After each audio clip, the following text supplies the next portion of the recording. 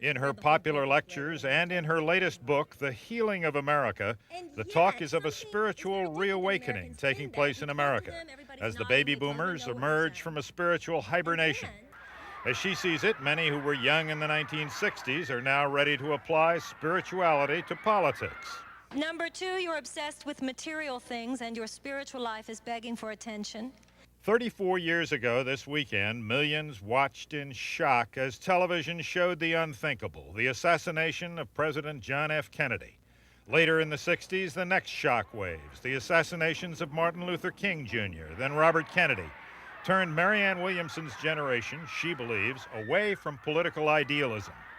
But now, she told me, she and others are ready to pick up where they left off 3 decades ago. I'm proud to say that I was part of a movement in which we sang "All You Need Is Love" at political rallies.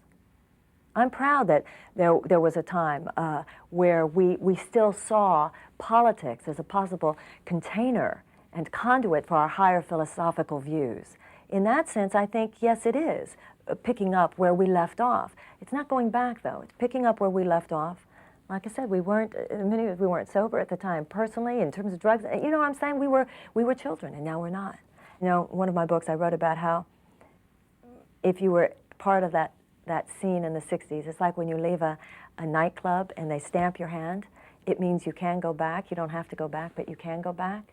Many of us were altered. There's something that has touched us and that we will never forget. We shouldn't have to apologize for that. Many millions of Americans during the 60s were so poised that we had already repudiated, we had already said what we didn't want. And just when we were about to say the kind of world we did want, those people who held up the torch for us and said what it looked like, from Bobby Kennedy, Martin Luther King Jr., the Kennedys, these men were literally assassinated in front of our eyes. And I think that an entire generation of us have been much like the son of Bobby Kennedy, who watched his father assassinated on television and never got over it.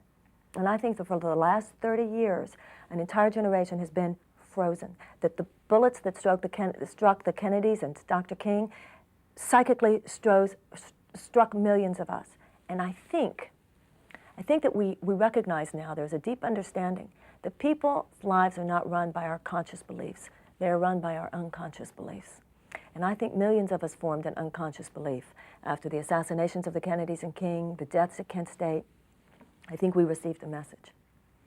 And that message said basically, you can go into the private sector, you can be creative there, you can pretty much do whatever you want to do, you can make a lot of money, but don't try to change things on a fundamental level. They might kill you.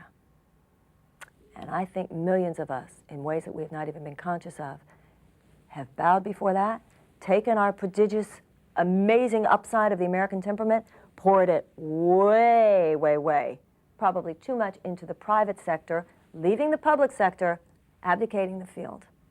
But something now has happened, and that's that generation has reached middle age. You reach middle age, you start thinking about your death. You start asking yourself, what will the day of my death be like? What questions will I ask myself? How will I answer?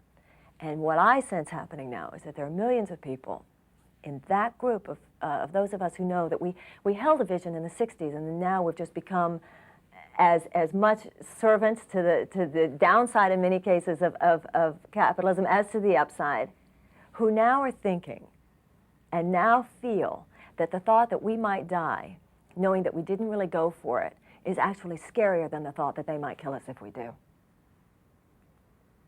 And I know that there are many people who feel that as I do. And that is an awesome change if we can harness that energy.